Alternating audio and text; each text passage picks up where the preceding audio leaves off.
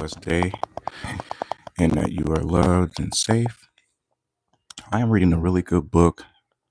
Um, it's a book based on the theme of theology for the Black community by James Cone. I think it's Theology for the Black Man, or, I may be butchering it, but something of that nature. And this book has just been so insightful, has me asking a lot of questions and things that I didn't even consider based on religion, theology. Is the God of the black and white man the same? Right? Things that you didn't really think about. Like, we know the history. We know that clearly there's a difference in how white people and black people relate to one another. You can't divorce God and human perception or interpretation of a God from behavior. How a man sees God, to even believe that there's a God is already a whole nother video, right? It's another step of human evolution. If you choose to believe in a God, that's going to have dramatic impact on how you think, how you act, how you interact with the world, your experience of yourself, how you see yourself, how you believe God sees you. It has a dramatic influence on your belief system. And I don't think we have enough discussion in the Black community on, do we worship the same God? Is the God who many colonists during the slave era championed as the God of slavery? Okay. Be obedient to your masters. Is the black God also a God of oppression? Again, in the Bible, it says God is love. Is the black and white definition of love the same? This is very important to ask. And I believe in this book, the author is really tapping into some really important points, because the white God, which we are called as believers to not create any images of God. Okay. I had to put this away. Right. You see that? I had to take this off, because here I am thinking I'm doing something righteous. I have a picture of Jesus Christ and how I believe he looks, and it's not biblical. And but it doesn't stop black and white folks from doing it. God is black, God is white. Okay. However, what does that mean? Okay. For many years, many centuries, the quote unquote white God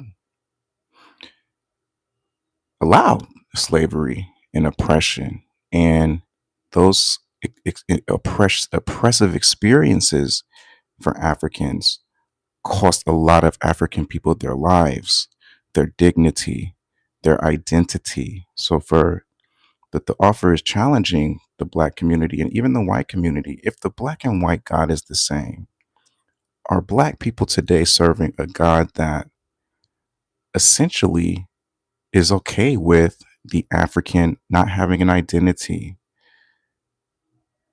Okay with the consequences of slavery? Is there no justice or hope for the oppressed?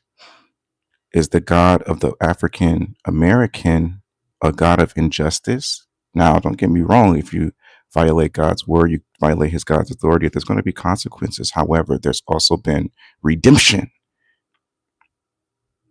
All right. There hasn't just been a God in the Bible that was just a God of punishment with no salvation, with no opportunity of justice, of redemption. All right. And again, human interpretation of God makes a big impact on even their concept of love. Is the white black definition of love even the same?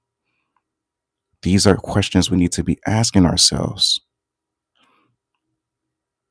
If the white definition of love is obedience, you black folks are supposed to be obedient, this is the hierarchy, You're at the bottom. This is where you're supposed to be. We're up here. This is just how it is.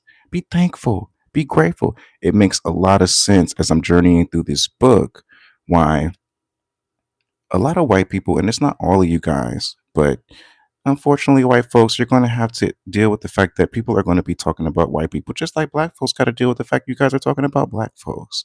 And we know you're not talking about all of us. Some of you are, some of you not. Deal with the shit. Okay. Now, it makes a lot of sense if this is true, because in some ways, a lot of African American youth opt out the church. Why am I going to go worship a white Jesus? And that's the face of oppression for me. Okay. White folks don't fuck with me. They don't fuck with me. All right. I've been attacked, like, from the perspective of, you know, the African American who has real racial experiences, like Malcolm X. My house been fucking burned down to the ground, by KKK, even by niggas. Do I even want to worship the black God? So this book had me thinking, like, man, do black and white people have the same concept of love? Do we even worship the same God?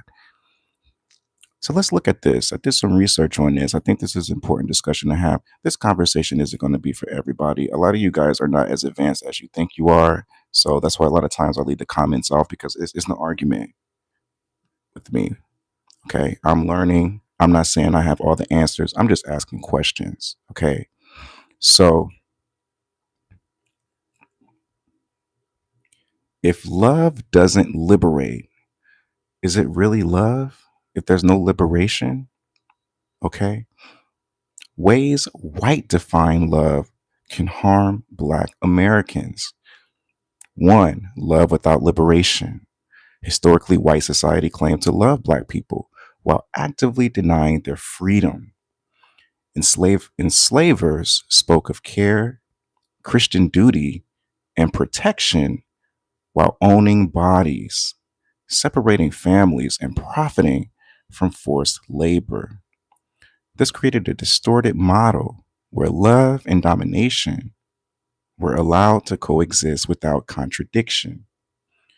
This divorce of love from liberation taught that freedom was optional, even dangerous.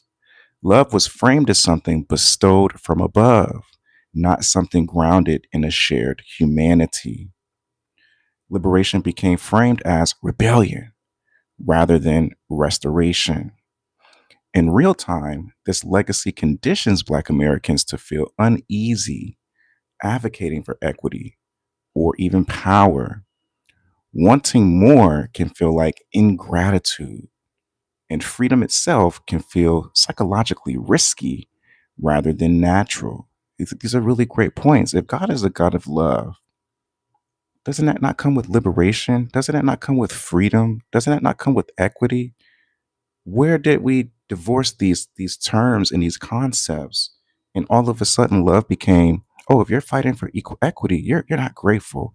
Or if you're trying to liberate your people, I mean, how many black leaders have been murdered in America just for trying to liberate their fucking people? Okay? It's like the white guy that's sitting over these white folks, like, hey, don't you let these niggas rise up and unite. Hey, you got COINTELPRO, you got the CIA, you got the FBI 2021, the damn, who was it? The governor and mayor, whoever, finally came out and said, yeah, by the way, when Malcolm X was killed, the FBI and, you know, they were working together to keep this information suppressed. What kind of shit is that? Right? Damn, motherfuckers who, and I'm not saying these dudes are perfect, but their only purpose. We got to unite these black people. There's a problem going on. There's a problem with my people. They're fucking suffering. There's something psychological going on. And of course, it translates to the rest of the world. But you got to start in your home first. You got to start in your backyard first. Only wanted to liberate their people. And then you got to lose your fucking life. You guys ever just sat and thought about death? You ever thought about fucking death? You go to sleep at night, motherfuckers shaking. You right? Sleep is the cousin to death. You ever thought about death? Damn, you lose your life. That's it. You're out. You're out this shit. Ain't no coming back, nigga. You ever thought about that shit? When I had that gun held to me, coming back from Iraq, serving a country, going back to Detroit by my own fucking people, man, that shit, it was like, It was the wintertime and it felt like it was the summertime. Your body just freezes. You ever fucking thought about death? We have so much death in this country. This shit, you just get numb to this shit. Oh, somebody died. Let's go out there and fucking march. Which I respect people standing up, but it's like we become so insensitive to death. Death is a big fucking deal. You lose your life, you can't come back and get another chance. You can't come back and try again. Once you're out, you're fucking out. Right? And you mean to tell me Martin Luther King, Malcolm X, brothers who just wanted to liberate their people.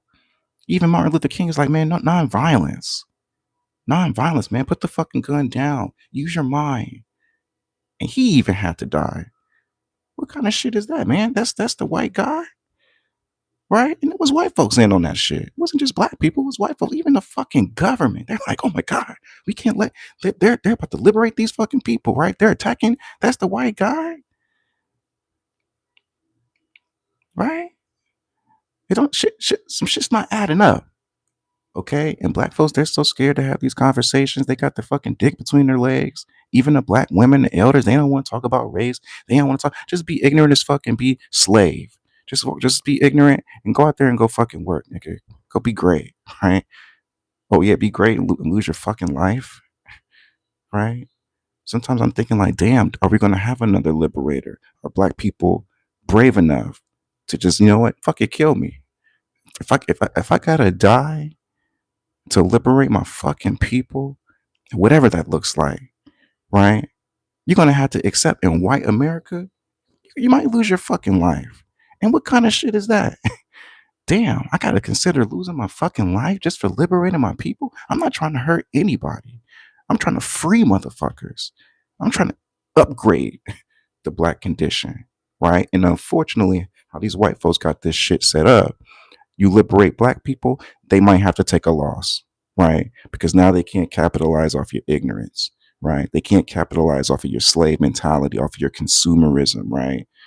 Right. So even you trying to liberate black people, and I see in the comments, you got these ignorant ass white folks, even black people. Oh, why are you trying to? Oh, they blame the victim. The generation is so fucking ignorant. You might not even lose your life to the government. You got to worry about just regular ass, cracker ass motherfuckers who ain't got shit going for them, trying to take your life because you're trying to do the right fucking thing. Right? That shit pissed me off, man, just to think about how the shit we accept in America. That's why I can give a fuck less about being famous. Being famous for who, nigga? For y'all? People who living in fear? Right? Shit. Obedience as a requirement for love. White defined love historically rewarded black obedience and punished resistance. Compliance was praised as virtue. Are you some good niggas? Right? You're slaving, you're serving, you're working, you're keeping your fucking mouth shut. You're not rebelling. Oh yeah, we love you. We love you, niggas. Right? While defiance was labeled sinful, dangerous, or immoral. Love became conditional on submission. This framed obedience as moral goodness and resistance as personal failure. It taught that love was fragile and easily withdrawn when boundaries were asserted. Yeah, we love you niggas as long as you don't start rising up and shit. Don't come in here trying to, shake up shit. Stay in your place. You start rising up, you start trying to liberate, we gonna kill you motherfuckers. That's the shit that we're dealing with. That's the shit that we're dealing with. Okay? And then white people want to exploit you. America is just a country of exploitation. Don't rise up. Don't try to liberate your people. Don't try to elevate or upgrade the black condition, or we're going to kill you, motherfuckers. So, what other option are you left with? Remain ignorant, right? Stay submitted to the fucking system, right? Go kill each other. Oh, look at these niggas killing each other, right? It's like the white folks are telling you, don't rise up, don't liberate, or we're going to take your fucking life. So then the niggas are like, all right, then we're just going to bang this shit out. Just be some ignorant niggas. Oh, these blacks are some ignorant niggas, right? With white people, you can't fucking win. With the white God, you can't win in this shit. That's why I'm more advanced than you. So I'm thinking like, man, I got to get the fuck out of America, right? Does it just end in America? No, because you live in a fallen world. But if I can get the fuck out of here around people who don't look like me, at least when I'm in the Chinese house, I understand them looking at me crazy because I'm in their fucking house. So it don't for me. It's like it is what it is. All right. I'm not trying to marry them either. All right. Sometimes you just gotta, as a black person, you just gotta get the fuck out of America just to just free your mind first from some shit. Sometimes that's why I'm not mad at black folks traveling the world and seeing the world. You know, you got to get the fuck out of here because this shit is satanic. Okay, that's just my opinion. Take what the fuck you want from it. You guys, you know, all of you guys, a lot of you guys are fucked up. So you know, you got a few people who get it, who are just like, dude, I see exactly what he's saying. I'm right there. A lot of you guys, I can't, you know, this ain't for you. So today, this shows up as anxiety around asserting your needs in the workplace, asserting your needs in the churches, right? And institutions as an African American. Many Black Americans feel they must constantly regulate their tone, regulate their behavior, and their presence to remain lovable or accepted. And you see this a lot in the workplace where sometimes white Black people are getting worked to the fucking ground, right? Dealing with all these crazy ass personalities. And you're Black, you're one of the only Black people there. If you say something, if you react too extreme, you right, you're a little bit too loud, you're a little too opinionated, right? Now you're looked at as a problem, right? He's doing too much. Oh, James, oh, Dominique, you know, he's a little bit, you know, moralizing Black anger. White cultural frameworks often frame Black anger as inherently threatening or ungodly. Even righteous anger at injustice was pathologized, while white anger was normalized or intellectualized. This delegitimized emotional truth and reframed pain as a moral defect. Anger became something to suppress rather than something for the whites to understand. In modern society, this leads Black Americans to doubt their emotional responses. Suppression replaces expression. And think about that. You've suppressed all this anger, right? You see the injustice that's going on. Just because you're from the hood don't mean you don't know fucking right from wrong. A lot of times these white folks think niggas just, oh, they ghetto, they ignorant. They don't know justice. They don't know right from wrong, right? And you're sitting there, you're watching this shit. You're paying a lot of these niggas in the hood more smarter than you corporate motherfuckers, right? Look at Tupac. Motherfucker was brilliant. He knew what the fuck was going on. Now he wasn't perfect, right? But it just shows you that there's wisdom in the ghetto, all right? Niggas ain't just fucking sitting on their hands and shit. And you know, all that suppression, all that emotional rage, you're seeing your people all fucked up, right? You're having these conversations and you don't want to do anything because then you got kids to feed, right? You got a mother you want to make proud. You know, if you get too loud, if you try to liberate too much, right? These white folks gonna put your ass on the death list. What they created, the black identity extremists. You see how these white folks operate, and then when you say something, motherfuckers looking at you like, "Oh, you racist." Y'all like you're fucked up mentally in America. Not all of you guys, but the culture's fucked up. So even if you're not, you're still part of the fucking poison. You know, that's why I try to create channels like that to have these like this, to have these conversations for whatever it's worth. I don't give a fuck. Just put the information out there, you know, to show you that everybody not walking around with their dick between their legs and scared to fucking speak out against white injustice, right? Because a lot of you white folks think niggas is scared. Oh, he ain't gonna stand up. He ain't gonna liberate, right? And you got these white boys walking around cocky as a motherfucker in their damn ignorance. Your Epsteins, your Weinsteins, your Trumps, right? You guys done created these pompous ass white people who think they can just run amok, right? With abuse, okay? Emotional abuse, psychological abuse, abusing women, right? This is the consequences of you trying to suppress liberation and communicating to these young white folks. It's all right for you. It ain't all right for them. And look what the fuck you're creating, right? Guys don't motherfuckers don't think, man. Paternalistic care. White love often position itself as knowing what's best for black people. You know, we know what's best for you niggas. You know, don't worry about all that. without their consent or their voice. This care operated through control rather than collaboration. Paternalism framed dominance as benevolence. Help was offered without listening, and decisions were made without shared power. Today, this dynamic appears in institutions that claim to help Black communities while excluding them from leadership and authorship, reinforcing dependency rather than agency. Gratitude from harm, right? This is the white love, the white God. Gratitude for harm. Black Americans were historically taught to be grateful for survival instead of angry. White people say this shit all the time. Your reparations was you get to live in America. Nigga, you would get to be a slave and die and get all your shit burnt down that contributed to American history, your history wiped away, your language wiped away, your kids abused, your mother's raped. You niggas should be grateful for that. You should be grateful for your moms being raped. You should be grateful for your fucking families being ripped apart, your dicks being ripped off, right? All this sick slave tactics, right? You guys should be grateful for this, right? For being here, right? They don't think about the historical context of what brought us here, Sick. These white folks are fucking sick, right? My wife was like, oh, why don't you go out and go make some friends in the community? Randy, you don't make them. Who the fuck am I making friends? Who's my friend? These modern day white folks out here in Orange County, nigga, please. Like, and I'm not saying all of them are the same, but I'm not gonna take time to go through each of them motherfuckers. I'm not at that stage of my life. I'm almost 40.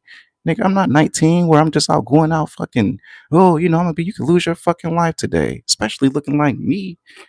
Yeah, I like having friends. Yeah, I have, but we gotta have the same value system. And I'm not chasing motherfuckers to be my friend. I'm my friend. Okay?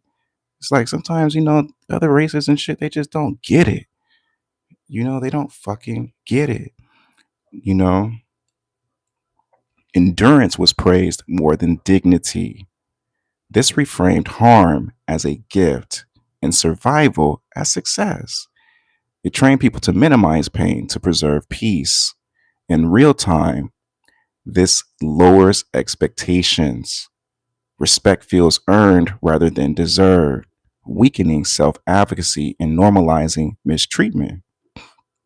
Spiritual gaslighting, white theology often emphasized forgiveness, patience, and humility while avoiding justice and repair. Y'all notice that? Forgiveness, love, right? But no justice, right? No reparation, no repair. Pain was spiritualized rather than addressed. This gaslit Black believers into questioning their faith when they felt hurt or angry. Suffering was reframed as sanctifying rather than unjust. Today, this creates internal conflict between faith and lived experience. It's almost like the white God is so disconnected from what's happening real time. All right. You mean to tell me all knowing God, omnipresent, knows the beginning, the middle, and the end, all powerful, isn't connected to what the fuck is going on? You mean to tell me that? That he's okay with injustice going for over 400 fucking years? Okay. Like, it just doesn't make sense to me. And this is why you see a lot of Christians in the church, even Black Christians, a lot of times they're the problem. And I'm a Christian, but I can even see in my own church community where it's like they become so programmed to keep their fucking mouth shut, and you're worshiping this white God, right? That's okay with you suffering. That's okay with injustice. That's okay with the oppression. And if you try to say something, you're looked at like a fucking enemy or a problem. I've seen this shit. You know, emotional honesty can feel like spiritual who appeared non-threatening, polished, and assimilated. Respectability became proof of moral value. This taught that dignity was conditional on performance. Authenticity became risky. In modern life, this results in overperformance, code switching, and burnout. Many Black Americans feel loved only when they are least themselves. Conditional belonging. White love historically included Black people only within strict social roles. Acceptance was fragile and easily revoked. Belonging depended on not challenging power or disrupting comfort. Truth became dangerous. Today, Black voices are welcomed until they critique systems, at which point they are labeled divisive, angry, or ungrateful. So, yeah, now it's at the point, you can't even really speak on these issues on any platform. You'd be pretty much better off going off, standing on a corner somewhere and talking. Because I mean, try talking about this type of stuff on YouTube and Instagram and Facebook and Twitter. They're going to block your account. White folks going to flag your account, right? They don't want you to be heard. They're going to try to demonetize your account. They're going to try to cancel your account. They're the white people. Their job right now is to do anything they possibly can. These really extreme whites, right? You good ones. This isn't the class for you.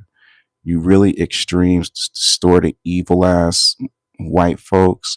Your only job is to do as much as you possibly can to interrupt any sort of hunch of Black liberation and Black truth against your ancestors and the damage they have caused, not only physically, but spiritually, emotionally, psychologically, whether it's flagging. A lot of these social platforms are not always a great thing because you just basically gave these white folks, these white identity extremists, just more opportunities to, technicality, using these technicalities to silence you, right? We're going to flag the fuck out of you.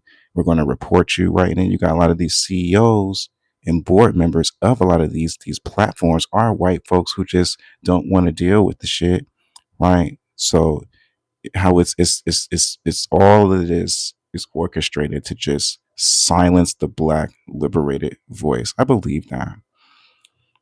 I believe that.